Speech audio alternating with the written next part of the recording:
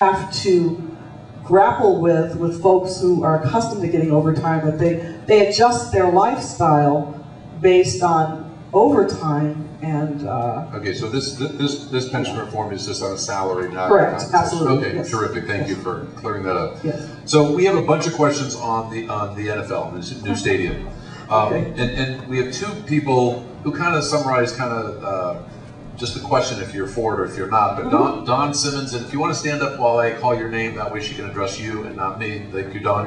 And then also Wilma. They both asked in different ways, but whether you're for it or not for it, but I want to read them. Don asked, can you tell us the arguments for having the NFL team here and why each of those arguments is flawed? Which is kind of an interesting way. Okay. And then Wilma asks, I can think of 7 reasons not to bring football to Los Angeles. Cost of the taxpayers, too hot in the beginning season, too wet before the season ends, the growing interest in soccer, UCLA, USC, in my case, something of the Bears. My devotion to the Bears. Thank you. And can you think? And then she's asking you, can you think of 8 reasons to bring a pro team here? So basically, are you in favor of the NFL stadium here or not? Yes, I am. And okay, all right, calm down, just calm down. I'll tell you why. It's going to be a long road that we walk down. I've worked on Staples. I've worked on Nokia Theater, I've worked on the JW Marriott and LA Live, so I know where you start out is not where you end up. So we've just started out in this process, and I'm not sure where we're going to end up. This is proposed to be an event campus. It is not just a football stadium. What it will do, along with the stadium and the construction of a brand new convention center hall, will move us from 15th place in the country to 5th place in the country for exhibition and convention center space. Football being played there is a part of that, but that is not all of it. Because we have LA Live, because we have Staples, because we have Nokia, JW Marriott, Ritz-Carlton, all the new theaters and the restaurants now, we have a campus and the convention center, which is a 40-year-old building, and we don't have the money to put in capital investment. We now have an opportunity to have somebody else develop that and pay for that on their dime, not our dime. And that's the way it would have to be. We need the $40 to $50 million in renovations to make our own convention center competitive with convention centers around the country. When I say that tourism is important, that is the one thing that is actually growing here in the city of Los Angeles and bringing in new tax revenue. And as such, I am interested in it because of that. I am interested in it because of that. I'm interested in it because it is estimated to bring 20 to 30,000 full and part-time jobs, which could be our own economic development package that we created here. Obviously a catalyst for new development would come along, more hotels, more restaurants, and opportunities like that. You may have heard about the $700 million naming by Farmers Insurance. Yeah, just a few weeks ago. But none of this pencils out if they don't get 2 football teams. And so they have to get 2 football teams, and we have to negotiate terms. And we just started this week, and we really have to wrestle with how they will help us meet our debt obligations, not to our disadvantage, but to our advantage, and where we would build a new convention center, and that it would be, I would expect that we would have to have a new one built first before we tore down the old one, because we can't afford to lose any business. Otherwise, it doesn't make sense. So we got a long way to go, but my objective, I hope, that we can get to the other side of this in a stronger position, in a better position for our own city's general fund and for the jobs that it will bring. Okay. So on that same note, we have a few people that asked about the taxes on that. The first one's from Ellen Vukovic. Ellen, if you want to raise your hand so she can see you. We've been told that the new stadium won't cost taxpayers a cent. However, will the city receive all sales tax revenues from the ticket and merchandise sales, or just a portion, or none, and why? So that's Ellen's question on taxes. And then Al Friedman, if you want to stand up or raise your hand. Okay, thank you. He's been here for 85 years. You don't look at. One is from Bob Anderson. The promoters say taxpayers will not pay anything for the stadium. However, in the end, tax exemptions and credits and artificially low leases do cost the taxpayers money. What is your position on giveaways to the stadium developers? Well, as I said in the beginning, this is where we're starting. We're not through it. We're not in a position to subsidize or give away, or we are in a position to share revenue. We are in a position to receive transit occupancy tax and bed tax for new hotel rooms that might be constructed.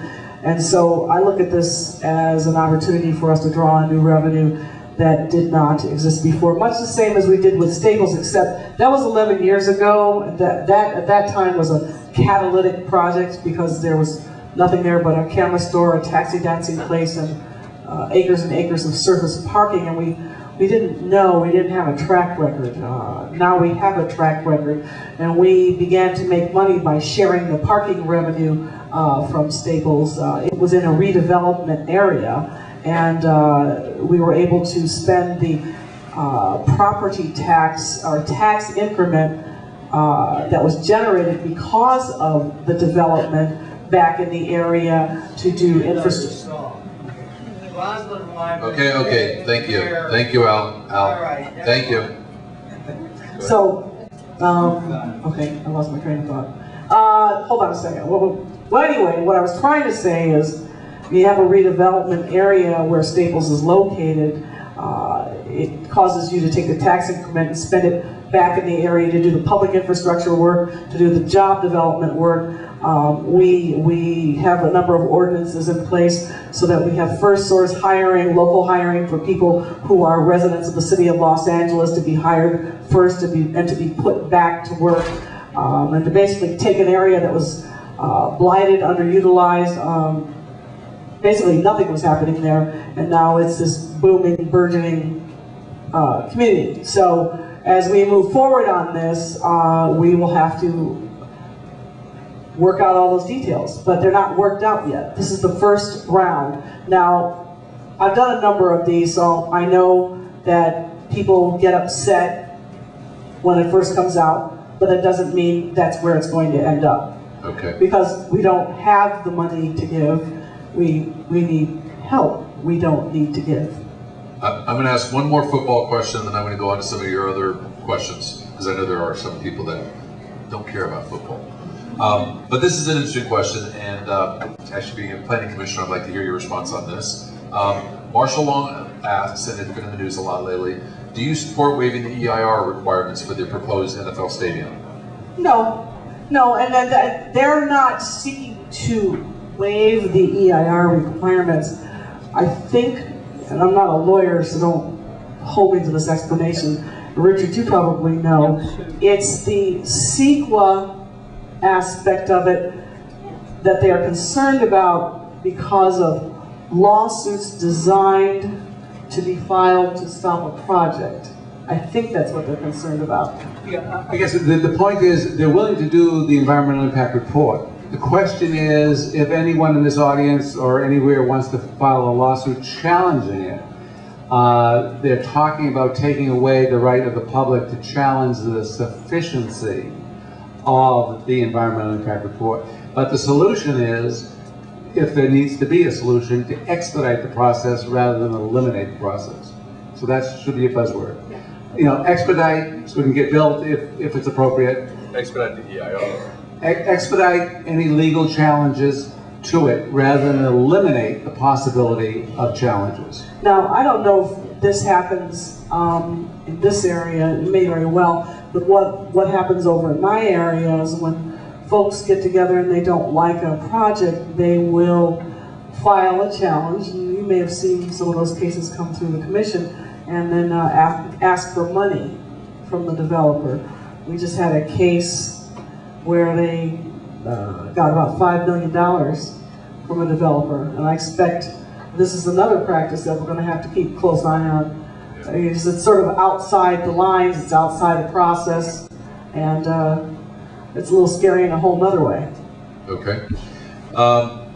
Dick Bergman asks, are you here, Dick? There you go, thank you. He has two questions, but I'm only going to ask one of them right now. Maybe, actually, the other one is a football question. So, a number of council members are voluntarily reducing their salaries and the salaries of their senior staff, and reduce the cars in their assigned fleet. Have you done so? If so, what percentage reduction have you done, and how many cars have been reduced? Well, let's see. These are the easy questions, by the way. Yeah, that's fine. Yes, I did reduce my pay. I think I took a 5 or 7% pay cut. We share cars anyway. Everybody's on furloughs. Most people leave Friday midday, and that's it. Unpaid furloughs. Yeah, they leave. They don't get paid. You know, they're not happy about it, but they've been very accommodating. You know, so you know, I'm a salaried person. Well, they are too, but I'm the elected official, so we just keep working with my chief of staff, and everybody's taking it across the board. Okay, I'm sorry. So your whole office and your budget has been reduced by 5 or 6%, is that what or just your salary? I reduced my salary, and then they take unpaid furloughs on Friday from a percentage. Yeah, it's probably about. It probably works out to be the same. And as far as cars, I've also laid off 6 people in the last 2 years. So people share, they carpool, and they get pool cars. Okay. There's no name on this. The city attorney has presented a program called ACE, Administrative Code Enforcement. Why is the budget committee sitting on this? It would fix the budget by generating millions into the general fund. I don't know that the budget committee is sitting on anything. The budget process is about to start again. The mayor initiates the budget and the council responds, and we are about to go through that cycle in the next few months. Code enforcement is an important function performed by the Department of Building and Safety, and it does generate revenue and fees, and you know, especially in areas where you know there's a great need for it. But as far as somebody sitting on it, I don't think anybody's sitting on it. Okay, don't look at me. Yes. No, it's fine. Wherever you are. All right. The next two questions are similar. One's from Al Solomon. He asks, I thought that advertising billboards in the roadways were prohibited now. I still see them on the streets. How come? And then Mark, can't read your last name, Warshinging, I think.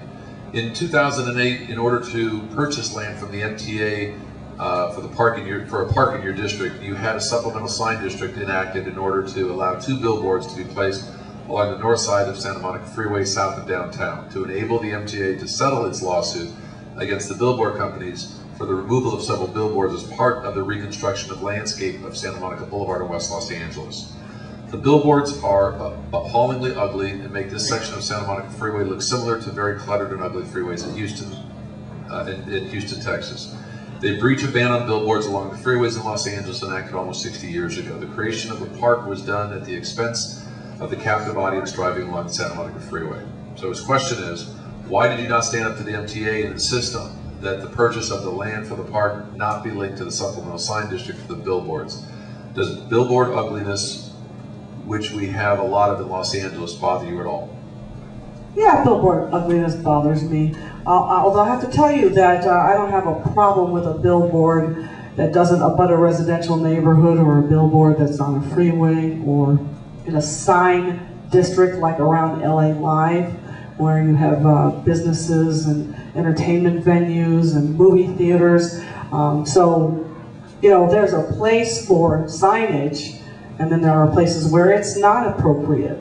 But I do believe it's appropriate in areas where there's high concentration of commercial activities. And, you know, we've had such horrendous debates in the council that it's gotten down to the point where people who are real estate brokers or leasing agents can't put signs in the windows to advertise properties for lease or for sale.